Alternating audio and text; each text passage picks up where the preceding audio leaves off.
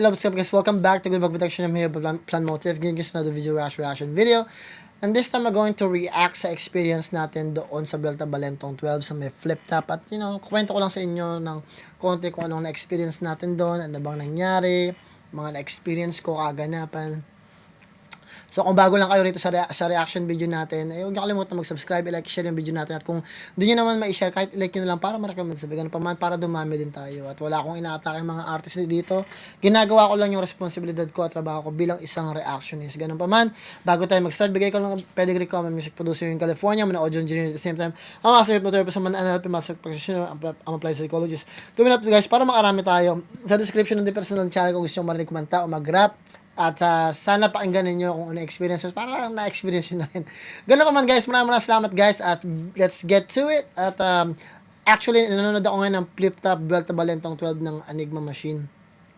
At naalala ko, nag-create ako ng tawag dito, parang prediction ko sa bagay na yun. At sa tingin ko, isang best lang ako hindi tumama. Yung sa laban ni J Black, laban niya doon kay Slack One. So, I think Sabado yata yun o Linggo. I think sa tingin ko Linggo. Ay, Sabado yata. And then, nagising ako siguro mga 11:30 na o 12. Tapos, naalala ko yun, parang kumain muna ako, nag-stop by pa ako sa Dunkin Donuts, kumain pa ako ng donuts, tapos uminom pa ako ng kape. Tapos parang tinatamad pa ako umalis, sabi ko, mamaya na ako alas kasi may ticket na naman ako, so parang whatever na lang. Tapos nung time na yun, parang punta na ako ng alas 2 kasi base sa experience ko sa nangyari doon sa High Minds, na parang sobrang haba ng pila din sa mga kotse, mga tricycle, mga motorsiklo. Parang tas umuulan pa, parang napaisip ako na punta na rin ako baka kasi flip top to, alam ko marami rin pupunta. Kung may pumunta nga sa High Minds, bakit kaya sa flip top? So pumunta ako sa flip top ba hindi? So pumunta ako dun sa pumunta ako na maaga, pero ang open yata alas 4 pero pumunta ako mga mag-aalas 3. Nakarating ako doon, nagdadrive ako ng motorsiklo. Tapos umaambon-ambon na, medyo makulimlim na rin. Pero umabot pa talaga ako. Tapos nagparking ako, nagbayad ako ng 50 pesos. Dumiretso ako, pumunta sa pinakadulo yata yun. Pinakadulo, tapos ng flip top mismo. Malapit doon sa may parang banyo sa may gilid. Sa mismong harap ng metro tent. So, nandun ako sa harap mismo. Doon ako nag-park. So, pangalawa na parkingan kasi pakiramdam ko mapupuno siya. So, nandun ako, tapos, ganun pa man, naka-sweater ako, tapos tagakta ako ng pawis.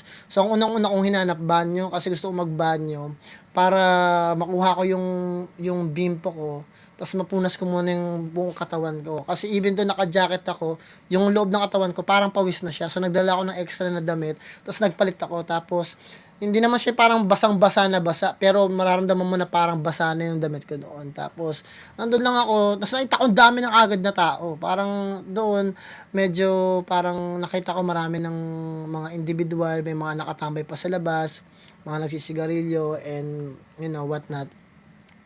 Tapos nakita ko, parang meron pa namang bentahan ng ticket. Ang nakuha ko lang kasi, parang yung general admission sa likod lang yata yun So, pumunta ako sa harap, tapos naghanap ako ng tawag dito, mabibilihan ng VIP kasi gusto ko mapunta sa harap kung saan pwede kong makita yung mismong laban. Pero as soon as pagpunta ko doon talaga, nakabili na ako ng ticket, sabi ko, sir, meron akong general admission dito. Anong gagawin ko dito? Ay, benta mo sa labas. So, pumunta ako sa labas, nagtanong-tanong ako kung sino pwede bumili ng ticket, gusto niyo ba ng ticket, to the point na parang gusto ko libre na lang, pero parang ayaw nila tanggapin kasi parang may mga tao din talaga na parang ayaw ng general ad, gusto nila na VIP. O siguro dahil maaga pa ako kasi alas 3 pa lang nun Tapos nun, so pumasok na ako sa loob, tapos nandun lang ako sa may aircon kasi even doon nasa loob na ako, tagaktak talaga ng pawis ko talaga. So para akong naligo, yung buko basa, yung katawan ko nilalagkit ako, basang-basa rin yung makikita mo yung parang basa yung balat ko na parang may tubig-tubig. So punas ako ng punas. Saka nakakahiyang dumikit sa mga tao. So hinanap ko yung aircon kasi alam ko may dalawang aircon. Base sa experience ko na pumunta ako sa High Minds, may aircon sa gilid, sa may harap sa malapit sa gate. Meron pang aircon sa kabila din. So doon ako naghanap kasi doon yung parang parang puntahan yung kanan kasi pag pumasok ka ng Metro 10, yung kanan medyo puno na siya. Hindi ka na makapasok. So yung kaliwa kung saan merong flip top beer, doon ako pumunta kasi meron doon parang kuwaan ng beer. So doon ako pumunta tapos merong aircon so parang sakto sa akin pag nauuhaw ako, may malamig doon na beer. Tapos merong aircon. So nasa gilid ako tapos merong parang barricade na ganun. Sa tingin ko doon dumalabas yung mga artist. So nandun lang ako. Siguro mga 3, 4, nakatayo lang, naghihintay. Tapos one time, naalala ko to one time, parang habang matagal, siguro yung mga tao parami ng parami, padumog na ng padumog. Siguro mga 2 oras din ako talagang nag-antay guys, na nakatayo talaga doon. Walang ginagawa. Ayoko na rin maglakad, ayoko na rin magpabalik-balik. Kasi mas lalo akong magiging parang magpapawis. So, nandun na lang ako, tapos, nakatutok ako dun sa aircon. Pero, even though nakatutok sa akin yung aircon, pinagpapawisan pa rin talaga ako. Talagang nagpapawis pa rin talaga ako. At sa totoo lang, nakakahiya din dumikit sa mga tao, lalo na pag nakita nilang pawis. Ngayon, after ng siguro mga 2 oras o probably mga 1.5 siguro, let's say mga 2 hours na napaghihintay, dumating na si Enigma. So, parang katulad ko, si Enigma, parang pumis din siya. Siyempre, parang nagaganon din siya ng damit niya. Tapos, nag-start na siya magsalita sa mga bago lang dito. Parang nagbigay siya ng shoutout sa mga tao na laging nandoon, nanonood. Tapos, sinabi niya yung mga rules na bawal mag-video, mag-react accordingly. Sinasabi niya kung ano yung dapat na behavior na gawin mo ngayon nandun ka sa flip top. Kasi parang, nila yun platform na nila yun. Kailangan mo respetuhin yun na dun. Which is true. Tama yung ginagawa ni Sir Eric doon. To the point na nagsabi na siya na, merong pinakamalayo rito, galing pa ng Cebu, galing pa ng Mindanao, galing pa ng tapos, naghintay siya, parang nanahimik lang siya, tapos nagkaroon ako ng chance na sumigaw. Sabi niya, sino pa ba may pinakamalayo rito? Nagtatanong siya ng gano'n, sino pa ba may pinakamalayo rito? Sumigaw ako, sabi ko, California! Sabi ni Sir Enigma, sabi niya, saan galing? Sabi ko, California. Mula sa pinakamalayo. Sabi niya, mula sa pinakamalayo pa. Galing pa ng California. Tapos ako lang mag-isa yun Ako lang, nandun lang ako talaga. Tapos, yun nga, so, nag-start na manood, so parang nagpapahype na siya ng mga tao, sabi niya, ganito na, mag-start na tayo, ready ba kayo? Tapos, after mga couple minutes siguro mga 20 minutes din siya nagsasalita o 15, tinawag niya na yung magpe-perform, at sa tingin ko, yung unang-unang, unang-unang, tawag dito, bumatel, sino ba yung unang-unang bumatel dito natin? Ang unang bumatel, si GL. Sino ba unang-una? Hindi ko kasi alam kung sino yung unang lumaban Sa tingin ko, ang lunang lumaban, si Jonas, pati si Fruz. Yan. Tapos, tawa ko ng tawa kasi, alam ko, predicted ko naman si Jonas ang mananalo doon. Pero, big props kasi minsan naisip ko, talaga bang solid din naman, iba rin naman talaga pag live. Pero, dahil matagal na rin akong nagre-react at matagal na rin akong dinadala ko naman yung sarili ko pag nanonood ako ng flip top sa YouTube na parang nanonood ako ng live. Parang hindi na siya ganun kalakas yung epekto sa akin kasi napapanood ko na siya.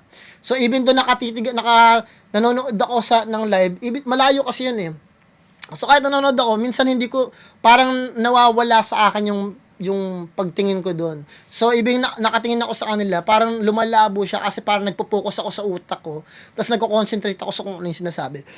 So, ang gusto kong sabihin, kahit nanonood ako, parang hindi ko sila nakikita, kasi parang nagme-mental block yung utak ko o nagbo-blurry yung paningin ko. Tapos sobrang focus ko sa kung ano yung sinasabi nila. So, parang ganun pa rin. So, sa tingin ko, ganun pa rin. So, nakalaban ni Jonas si Fruz. Tapos, maganda naman yung kinalabasan. Kaso talagang nabully ni Jonas si Fruz talaga. So, nag-enjoy ako sa laban na yan to the point na natalo si Fruz. Yun. Tapos, sa tingin ko, yung sumunod na laban, malalakas din kagad. Umpisa pa lang, malalakas na yung lumaban Sa tingin ko, ang sumunod na naglaban si J Black at saka si Slack 1. Tapos, nung lumaban si J Black yata o si Slack 1, hindi ko alam kung saan pero tignan ko nga dito. Meron akong video nun mga unang-unang lumaban. Tinanggal ko ba? So, eto yata. Tingnan natin.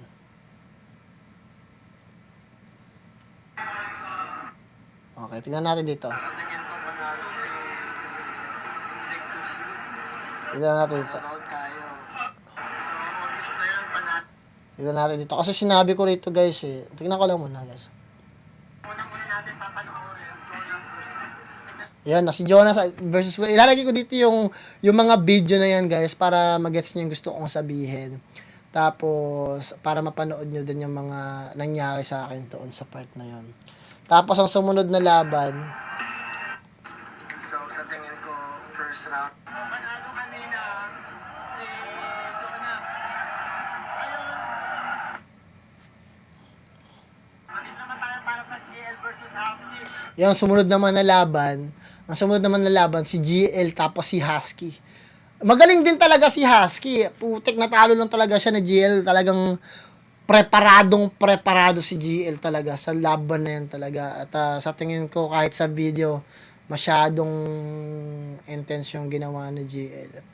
Tapos yun, sa tingin ko panalo sa tingin ko nung laban na yun nag-start panalo na kagad si GL. So first all 3 rounds siguro bibigay ko kay GL.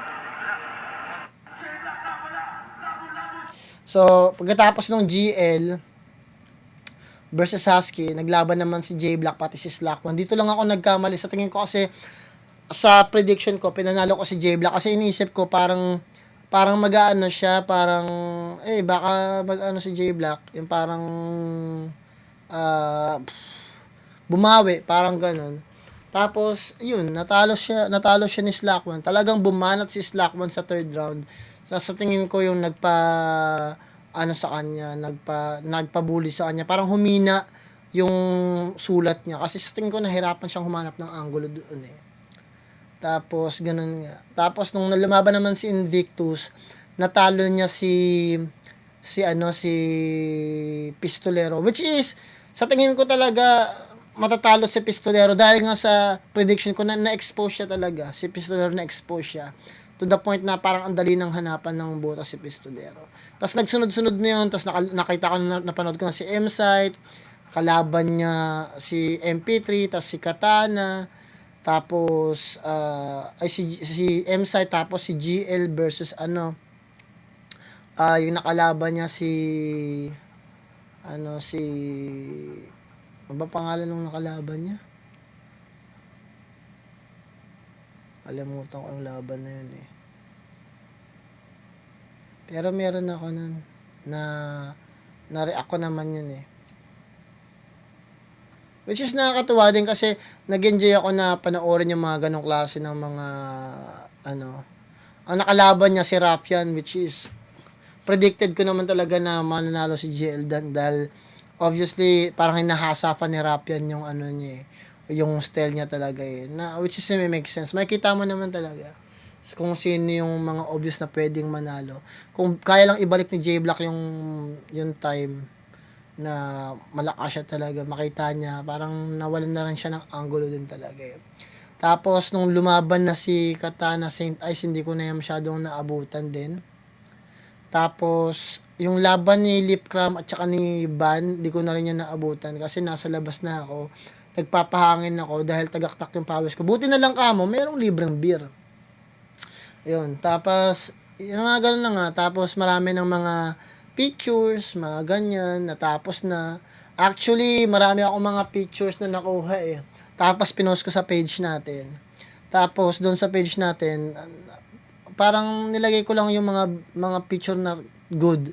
Kasi yung iba doon parang ang blurry, hindi ko alam kung bakit kasi sa tingin ko basa yung phone ko na pag pinipicturean ko yung mga lugar-lugar, parang nagpapawis siya kasi 'di ba? Yung kamay ko rin nagpapawis din. So parang ganoon din yung problema. So ang ginagawa ko bago ko i-hand sa kanila yung phone ko para mag-picture, pinupunasan ko muna para hindi nakakahiya. Pero kahit punasan mo, parang meron trace ng pagkabasa, 'di ba? Parang ganoon. Pero I'm glad na kahit paano yung mga picture okay na kilabasan. Ganun pa man, nag-enjoy ako nun eh. So, parang hinahanap ko, ang unang-una ko nakita si Flick G. Kaya meron akong picture dito ni Flick G.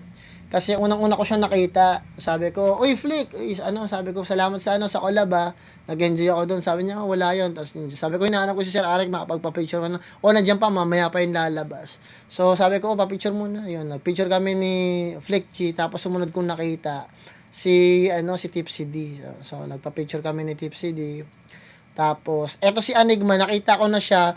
Pumila muna ako dyan, bago ko abutan yung ibang mga artist, pumila ako kasi ang haba bago maabutan si Sir Eric. So, minake sure ko muna na nakapila ako. Tapos, tumatakbo na lang ako sa mga artist na makikita ko na kasi mahirap makakuha ng picture kay Sir Eric. Ang haba nun eh. Parang yung lilibutin yung buong building, mayroong pila na napakahaba. Tapos, may picture din kami niyan.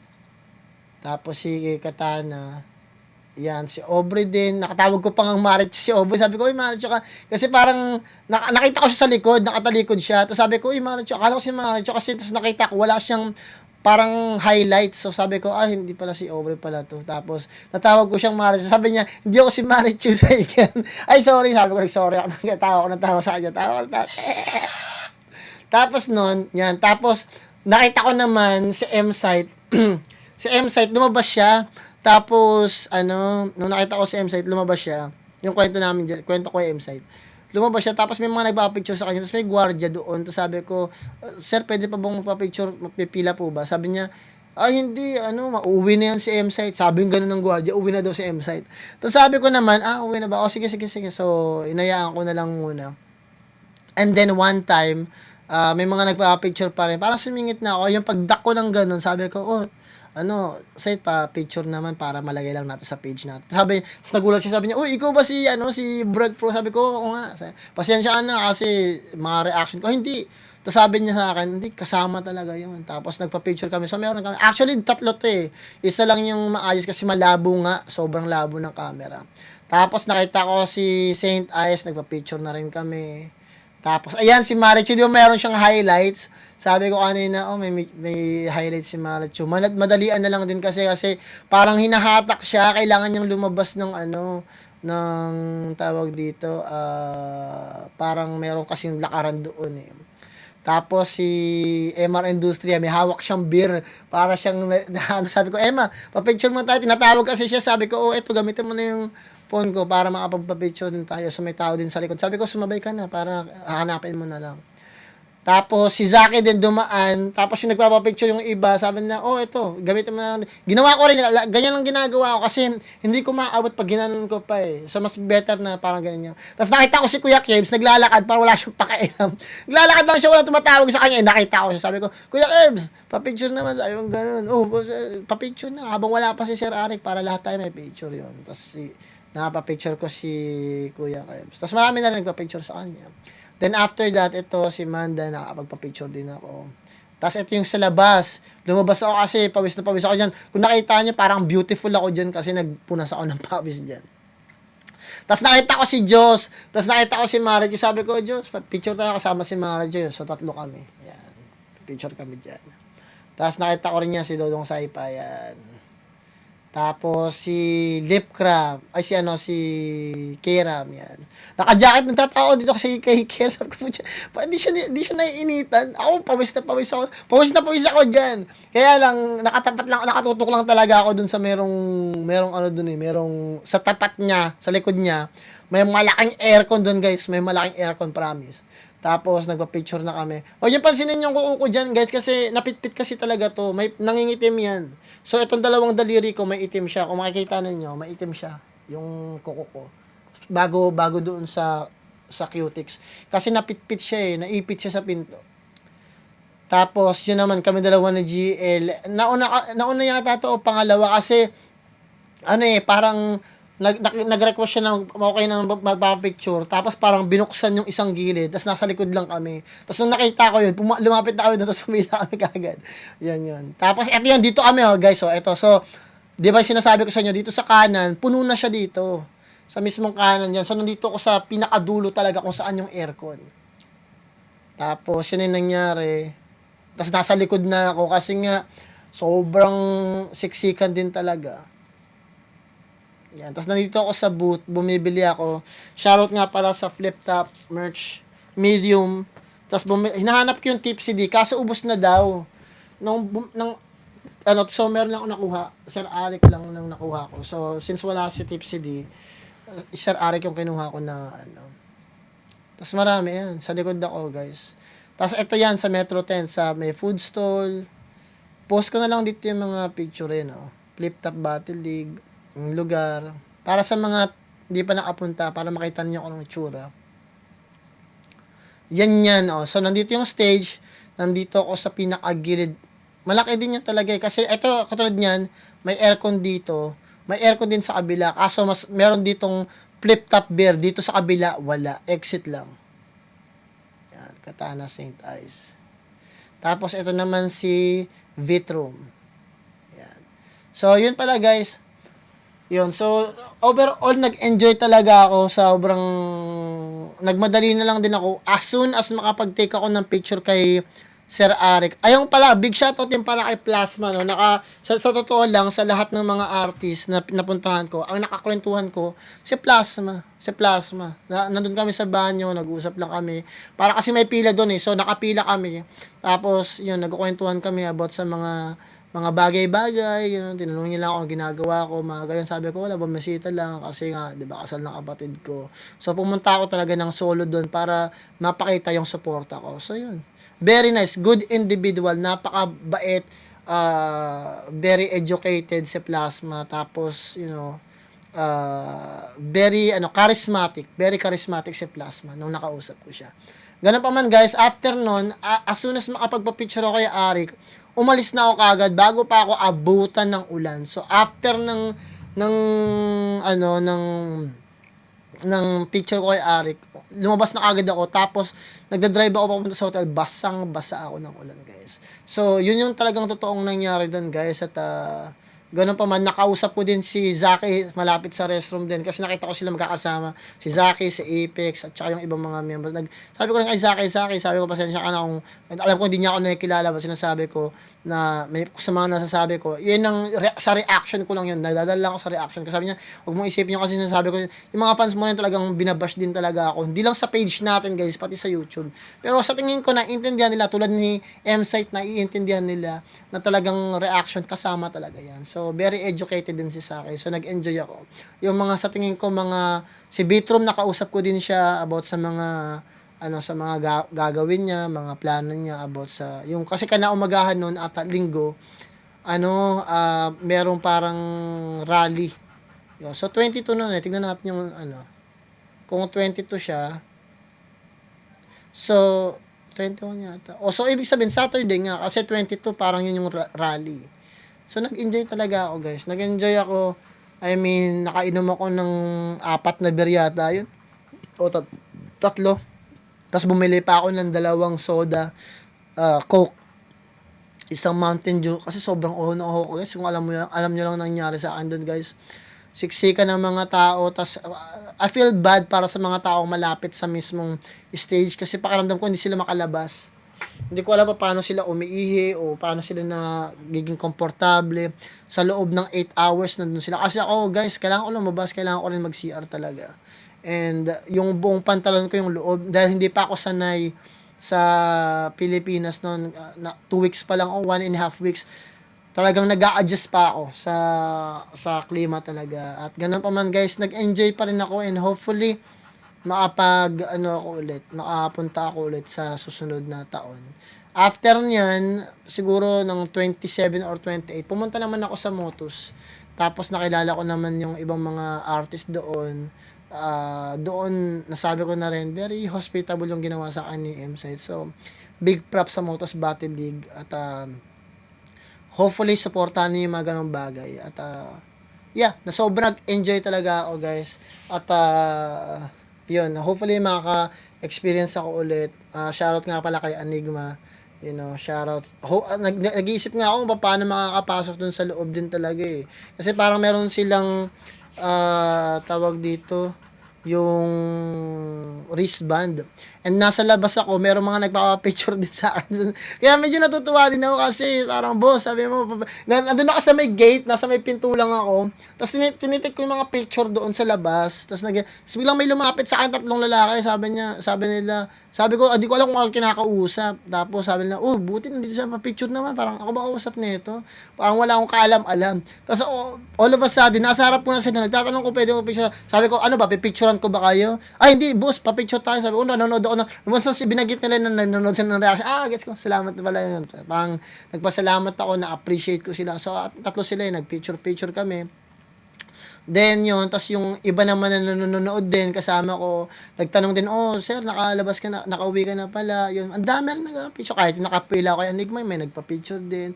So na-appreciate ko pa rin kasi kahit na paano na-realize ko na may nakaka-appreciate pala ng mga reaction ko sa flip top din pala. Akala ko ano lang kasi ang akala ko lang nakaka-appreciate lang talaga yung mga nagre-request pero meron din pala mga tao na talagang nag-enjoy din pala sa reaction ko. Na may nanonood din pala at na nag-enjoy ako ng sobra. Ganun pa man guys, sa tingin ko yung experience ko overall masasabi kong 10 kasi nabasa man ako ng ulan, na-haggard man ako, nagbaon naman ako ng damit at sa tingin ko nakapaghanda ako ng mabuti para sa event na yon, So, check niyo yung mga picture na papakita ko rito, mga video na ginawa ko at hopefully ma-enjoy ninyo. So, ang unang-una natin papanoorin, Jonas versus Cruz. So, tignan natin.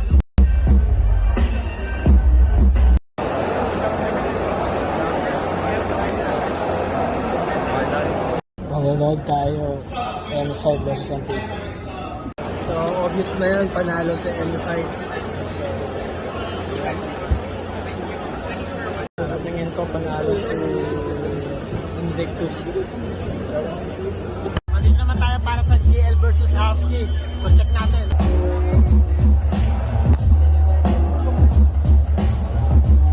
So guys, GL versus Raptor na. Natin sino man nanalo. Ang prediction ko dyan, panalo si GL pero tignan pa rin natin. Raptor, Paras, Rizal, represent para sa inyo. So tulad ng prediction ko, tignan natin baka si GL manalo pero hulog sila. Tignan natin. Tumilit na ako guys kasi sobrang init dun sa loob at saka hindi ka makakalabas. Kaya mas better na nandito na tayo sa gilid. Para pag kailangan natin mag-CR, bumili ng tubig, o pumunta para kumain, makakalabas tayo kami. So nandito tayo sa semifinals, Katana versus St. Ives. Together with shoutout. So tignan natin guys. J-Black nga pala, Labu-Labu City, represent para sa inyo. J-Black naman versus Slack 1. At Slack 1 naman, Las Piñas. So tingnan ko na upset si J-Black. Pwede ko makuha second and third round kay Slack 1. Pero pwede rin makuha ni J-Black first and second. Tignan natin. Nandito tayo para makakuha ng picture at video kay Enigma. Hindi natin siya mahanap. At busy pa si Ari. Ganun pa man guys, maraming salamat sa mga nandito pa rin, walang sawa na nagtitiwala at panoorin yung video natin guys at mag-enjoy kayo. Peace. Huwag niyo kalimutan guys, galingan niyo sa lahat ng bagay na gusto nyo gawin sa buhay niyo, sa pamilya niyo, mga kaibigan niyo, mga tao na kapaligid sa inyo, that's lahat. Pagdasal kayo palagi. Plan motive na pala ng Guru Pro. Ingat tayong lahat dyan. Peace out.